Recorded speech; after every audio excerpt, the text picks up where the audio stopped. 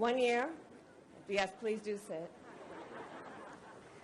Last week, 1 year after a violent mob breached the United States Capitol, the President of the United States and I spoke from its hallowed halls, and we made clear, we swore to preserve, protect, and defend the Constitution of the United States. And we will. We will fight. We will fight to safeguard our democracy. We will fight to secure our most fundamental freedom, the freedom to vote. And that is why we have come to Atlanta today, to the cradle of the civil rights movement, to the district that was represented by the great Congressman John Lewis,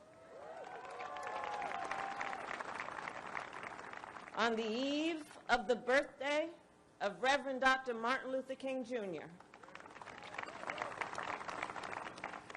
More than 55 years ago, men, women, and children marched from Selma to Montgomery to demand the ballot. And when they arrived at the state capitol in Alabama, Dr. King decried what he called normalcy. The normalcy, the complacency that was denying people the freedom to vote. The only normalcy anyone should accept, Dr. King said, is the normalcy, and his words resonate today. Over the past few years, we have seen so many anti-voter laws that there is a danger of becoming accustomed to these laws, a danger of adjusting to these laws as though they are normal. Complacent, complicit. Anti-voter laws are not new in our nation, but we must not be deceived into thinking they are normal. We must not be deceived into thinking a law that makes it more difficult for students to vote is normal. We must not be deceived into thinking a law that makes it illegal to help a voter with a disability vote by mail is normal. There is nothing normal about a law that makes it illegal to pass out water or food to people standing in long voting lines. And I have met with voters in Georgia. I have heard your outrage about the anti-voter law here and how many voters will likely be kept from voting. And Georgia is not alone. Across our nation, anti-voter laws could make it more difficult for as many as 55 million Americans to vote. That is 1 out of 6 people in our country. And the proponents of these laws are not only putting in place obstacles to the ballot box, they are also working to interfere with our elections, to get the outcomes they want and to discredit those that they don't. That is not how a democracy should work. My fellow Americans, do not succumb to those who would dismiss this assault on voting rights as an unfounded threat, who would wave this off as a partisan game. The assault on our freedom to vote will be felt by every American in every community, in every political party. And if we stand idly by, our entire nation will pay the price for generations to come. As Dr. King said, the battle is in our hands. And today, the battle is in the hands of the leaders of the American people, those in particular that the American people sent to the United States Senate. Two landmark bills sit before the United States Senate: the John Lewis Voting Rights Advancement Act and the Freedom to Vote Act. And these two bills represent the first real opportunity to secure the freedom to vote since the United States Supreme Court gutted the Voting Rights Act nearly a decade ago. We do not know when we will have this opportunity again. Senate Republicans have exploited arcane rules to block these bills. And let us be clear, the Constitution of the United States gives the Congress the power to pass legislation, and nowhere does the Constitution give a minority the right to unilaterally block legislation. The American people have waited long enough. The Senate must act. And the bottom line is this: years from now, our children and our grandchildren, they will ask us about this moment. They will look back on this time, and they will ask us not about how we felt. They will ask us, what did we do? We cannot tell them that we let a Senate rule stand in the way of our most fundamental freedom. Instead, let us tell them that we stood together as people of conscience and courage. Let us tell them we acted with the urgency that this moment demands. And let us tell them we secured the freedom to vote, that we ensured free and fair elections, and we safeguarded our democracy for them and their children. And now, my fellow Americans, it is my honor to introduce a leader who is unwavering in his commitment to defend our democracy and ensure the ballot prevails.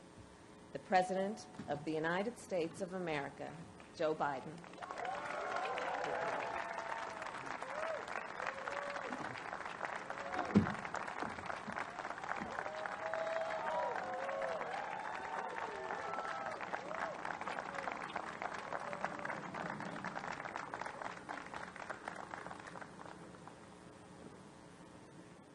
In our lives,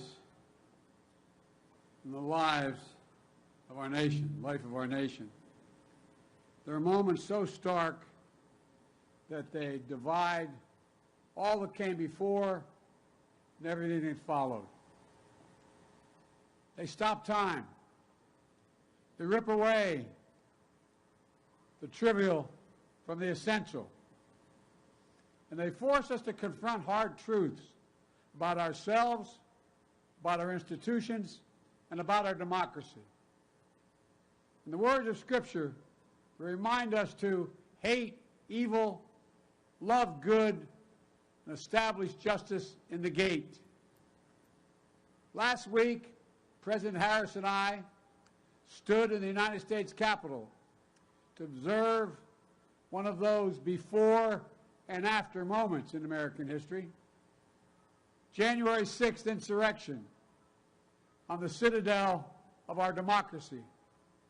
Today, we come to Atlanta, the cradle of civil rights, to make clear what must come after that dreadful day when a dagger was literally held at the throat of American democracy. We stand on the grounds that connect Clark, Atlanta University, Morehouse College, near Spelman College, the home of generations of advocates, activists, educators, and preachers. Young people, just like the students here, who have done so much to build a better America. We visited the sacred Ebenezer Baptist Church and paused to pray at the crypt of Dr. and Mrs. King and spent time with their family. And here in the district, as was pointed out, represented and reflected the life of beloved friend John Lewis. In their lifetimes, time stopped when a bomb blew up the 16th Street Baptist Church in Birmingham and murdered 4 little girls. They stopped when John and many others seeking justice were beaten and bloodied while crossing the bridge at Selma, named after the Grand Dragon of the Ku Klux Klan. They stopped. Time stopped. They forced the country to confront the hard truths and to act to keep the promise of America alive, the promise that holds that we're all created equal, but more importantly, deserve to be treated equally. And from those moments of darkness and despair came light and hope. Democrats, Republicans, and Independents worked to pass the historic Civil Rights Act and the voting rights legislation. And each successive generation continued that ongoing work.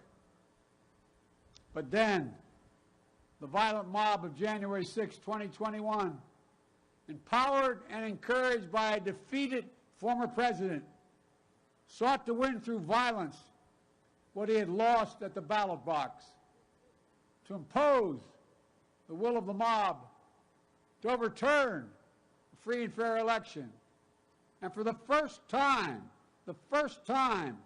in American history, to stop the peaceful transfer of power. They failed. They failed. But democracy's victory was not certain, nor is democracy's future. That's why we're here today, to stand against the forces in America that value power over principle, forces that attempted a coup against the legally expressed will of the American people by sowing doubt, inventing charges of fraud, and seeking to steal the 2020 election from the people. They want chaos to reign. We want the people to rule. But let me be clear. This is not about me or Vice President Harris or our party. It's about all of us. It's about the people. It's about America. Hear me plainly. The battle for the soul of America is not over.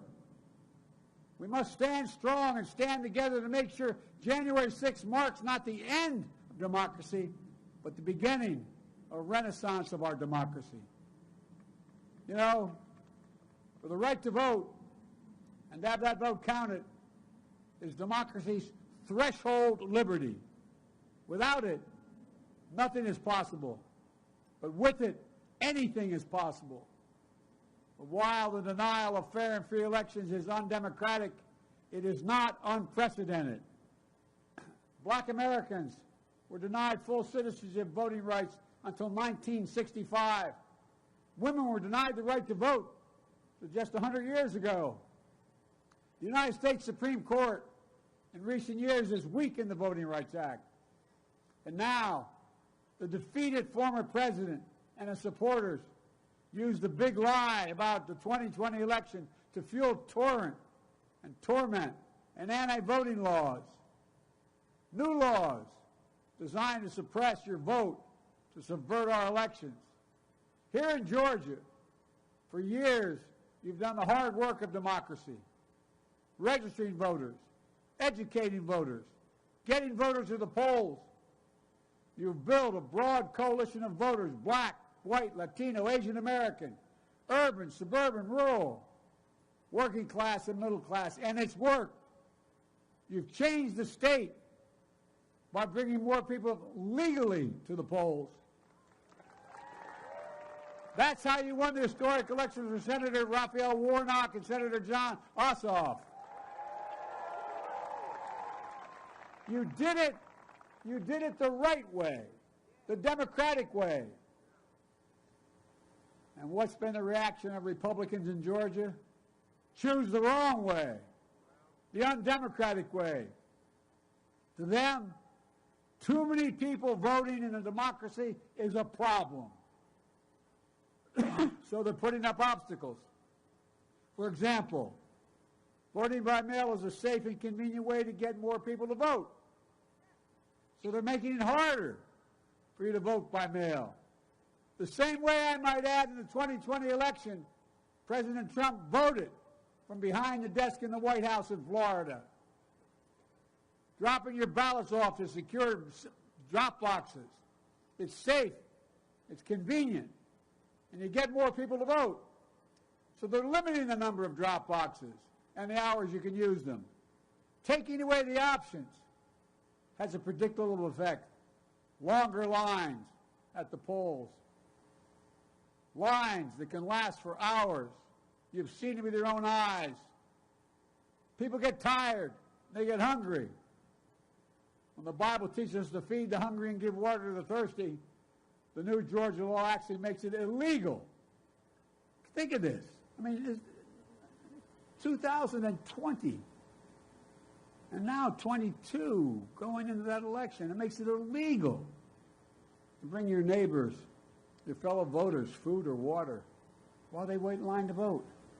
What in the heck are we talking about? I mean, think about it. That's not America. That's what it looks like when they suppress the right to vote. And here's how they plan to subvert the election. The Georgia Republican Party, the state legislature, has now given itself the power to make it easier for partisan actors, their cronies, to remove local election officials. Think about that. What happened the last election? The former president and allies pursued, threatened, and intimidated state and local election officials. Election workers, ordinary citizens, were subject to death threats, menacing phone calls, people stalking them in their homes. Remember what the defeated former president said to the highest-ranking election official, a Republican in this state? He said, quote, "I just want to find 11,780 votes." Pray God. He didn't say that part. He didn't say count the votes. He said find votes that he needed to win. He failed because of the courageous officials, Democrats, Republicans, who did their duty and upheld the law. But with this new law in Georgia, his loyalists will be placed in charge of state elections. What is that going to mean? Well, the chances for chaos and subversion are even greater, as partisans seek the results they want no matter what the voters have said, no matter what the count. The votes of nearly 5 million Georgians will be up for grabs if that law holds. It's not just here in Georgia. Last year alone, 19 states not proposed but enacted 34 laws attacking voting rights. There were nearly 400 additional bills Republican members of state legislatures tried to pass. And now, Republican legislators in several states have already announced plans to escalate the onslaught this year. Their end game? To turn the will of the voters into a mere suggestion, something states can respect or ignore. Jim Crow 2.0 is about two insidious things: voter suppression and election subversion. It's no longer about who gets to vote. It's about making it harder to vote. It's about who gets to count the vote and whether your vote counts at all. It's not hyperbole. This is a fact. Look, this matters to all of us. The goal of the former president and his allies is to disenfranchise anyone who votes against them. Simple as that. The facts won't matter. Your vote won't matter. They'll just decide what they want and then do it. That's the kind of power you see in totalitarian states, not in democracies. We must be vigilant, and the world is watching. I know the majority of the world leaders, the good and the bad ones, adversaries and allies alike. They're watching American democracy and seeing whether we can meet this moment. And that's not hyperbole.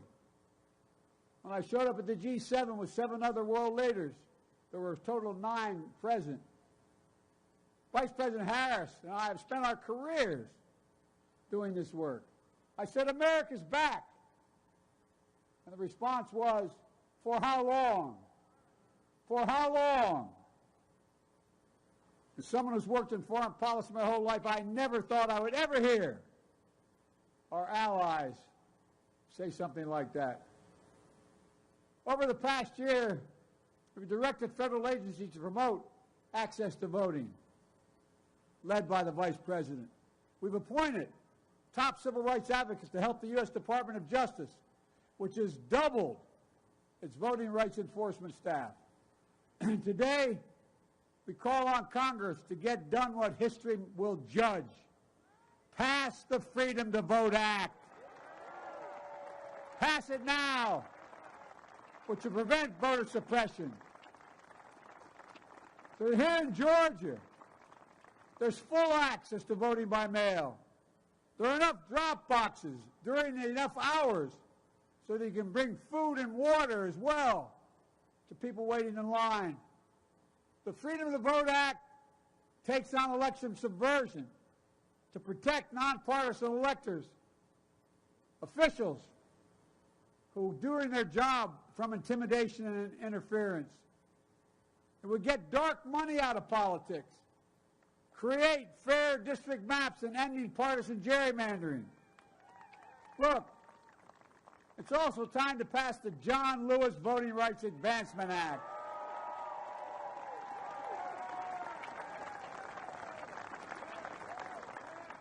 I've been having these quiet conversations with members of Congress for the last 2 months. I'm tired of being quiet. Folks, it'll restore the strength of the Voting Rights Act of '65, the one President Johnson signed after John Lewis was beaten, nearly killed on Bloody Sunday, only to have the Supreme Court weaken it multiple times over the past decade. Restoring the Voting Rights Act would mean the Justice Department can stop discriminatory laws before they go into effect. Before they go into effect. The Vice President and I have supported voting rights bills since day one of this administration, but each and every time, Senate Republicans have blocked the way. Republicans oppose even debating the issue. You hear me? I've been around the Senate a long time. I was Vice President for 8 years. I've never seen a circumstance where not one single Republican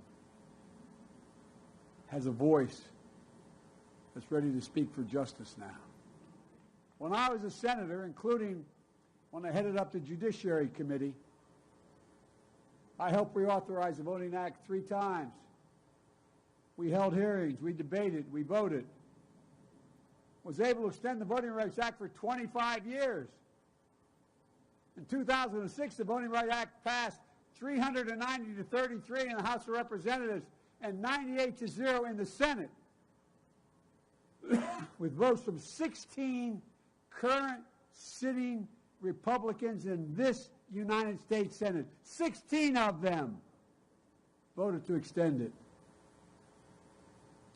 The last year I was chairman, some of my friends sitting down here will tell you, Strom Thurmond voted to extend the Voting Rights Act.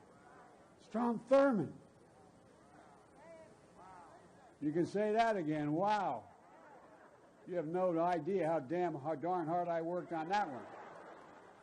But folks, then it was signed into law the last time by President George W. Bush. You know, when we get voting rights extended in 1980, as I said, even Thurmond supported it. Think about that. The man who led the longest one of the longest filibusters in history in the United States Senate, 1957, against the Voting Rights Act. The man who led and sided with old Southern bulls in the United States Senate to perpetuate segregation in this nation. Even Strom Thurmond came to support voting rights. But Republicans today can't and won't. Not a single Republican has displayed the courage to stand up to a defeated president to protect America's right to vote. Not one. Not one. We have 50-50 in the United States Senate. That means we have 51 presidents. You all think I'm kidding. I've been pretty good at working with senators my whole career, but man, when you got 51 presidents, it gets harder. Any one can change the outcome. Sadly, the United States Senate, designed to be the world's greatest deliberative body, has been rendered a shell of its former self. It gives me no satisfaction in saying that as an institutionalist, as a man who was honored to serve in the Senate. But as an institutionalist, I believe that the threat to our democracy is so grave that we must find a way to pass these voting rights bills. Debate them, vote, let the majority prevail.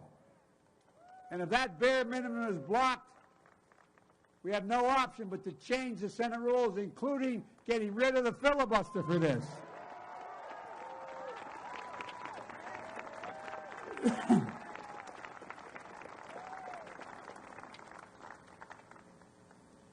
You know, last year, if I'm not mistaken, the filibuster was used 154 times. The filibuster has been used to generate compromise in the past, promote some bipartisanship, but it's also used to obstruct, including especially obstruct civil rights and voting rights. And when it was used, senators traditionally used to have to stand and speak at their desk for however long it took. And sometimes it took hours. And when they sat down, if no one immediately stood up, anyone could call for a vote or the debate ended. But that doesn't happen today. Senators no longer even have to speak one word. Filibuster is not used by Republicans to bring the Senate together, but to pull it further apart. Filibusters are weaponized and abused. While the state legislative assaults on voting rights is simple, all you need in your House and Senate is a pure majority. In the United States Senate, it takes a supermajority, 60 votes, even to get a vote, instead of 50 to protect the right to vote. State legislators can pass anti-voting laws with simple majorities. If they can do that, then the United States Senate should be able to protect voting rights by a simple majority. Today, I'm making it clear, to protect our democracy, I support changing the Senate rules, whichever way they need to be changed to prevent a minority of senators from blocking action on voting rights. When it comes to protecting majority rule in America, the majority should rule in the United States Senate. I make this announcement with careful deliberation, recognizing the fundamental right to vote is a right from which all other rights flow. And I make it with an appeal to my Republican colleagues, to those Republicans who believe in the rule of law, restore the bipartisan tradition of voting rights. People who restored it, who abided by it in the past were Richard Nixon, Gerald Ford, Ronald Reagan, George H.W. Bush, George W. Bush. They all supported the Voting Rights Act.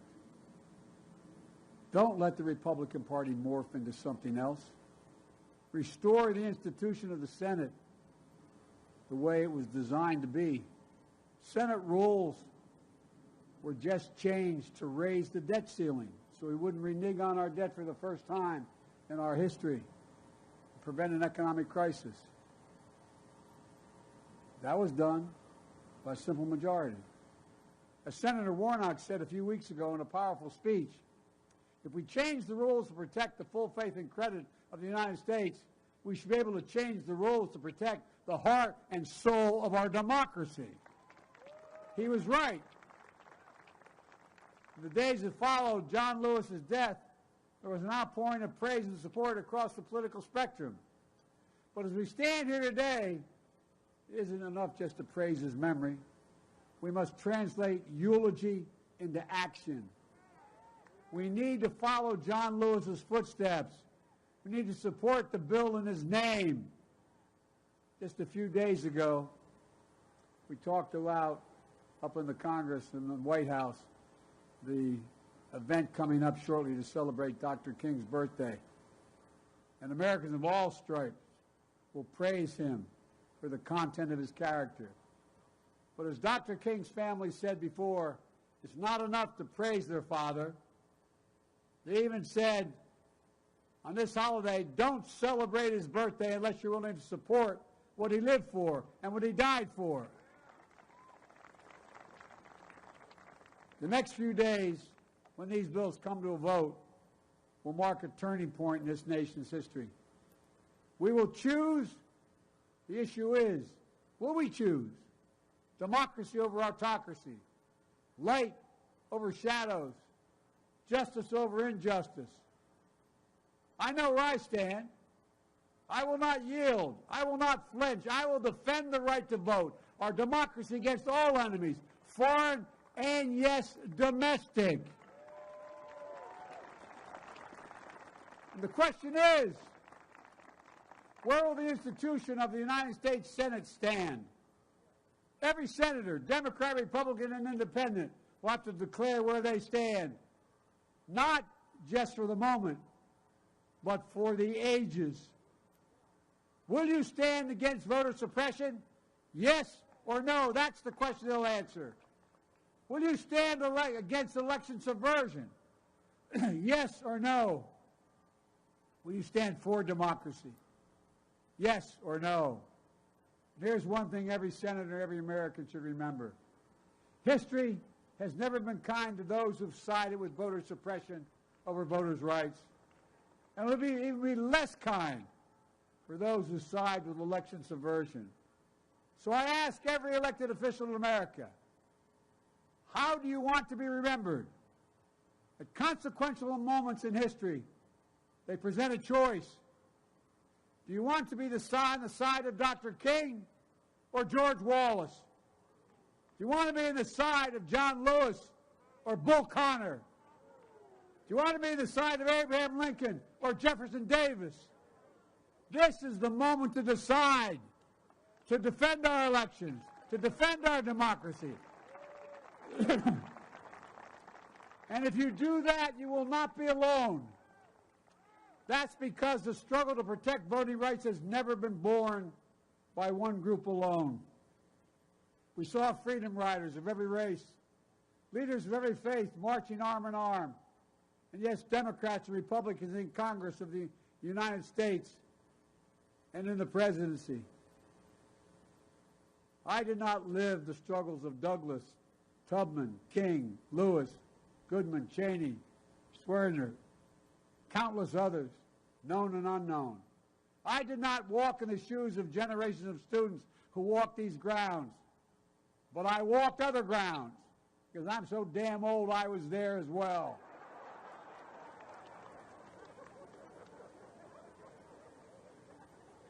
They think I'm kidding, man.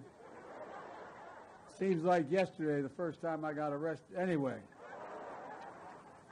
But their struggles here, they were the ones that opened my eyes as a high school student in the late 50s and early 60s. They got me more engaged in the work of my life. And what we're talking about today is rooted in the very idea of America. The idea that Annelle Ponder, who graduated from Clark Atlanta, captured in a single word. She was a teacher and a librarian who was also an unyielding champion of voting rights. In 1963, when I was just starting college or university, after registering voters in Mississippi, she was pulled off a bus, arrested and jailed, where she was brutally beaten. In her cell, next to her, was Fannie Lou Hamer. who described the beating this way, and I quote, "I could hear the sounds of the licks and the horrible screams. They beat her. I don't know for how long. And after a while, she began to pray and ask God to have mercy on those people." And Nell Ponder's friends visited her the next day. Her face was badly swollen. She could hardly talk. But she managed to whisper one word: freedom. Freedom. The only word she whispered. After nearly 250 years since our founding, that singular idea still echoes, but it's up to all of us to make sure it never fades, especially the students here, your generation, that just started voting, as there are those who are trying to take away that vote you just started to be able to exercise. But the giants we honor today were your age when they made clear who we must be as a nation. Not a joke. Think about it. In the early 60s, they're sitting where you're sitting. They were you.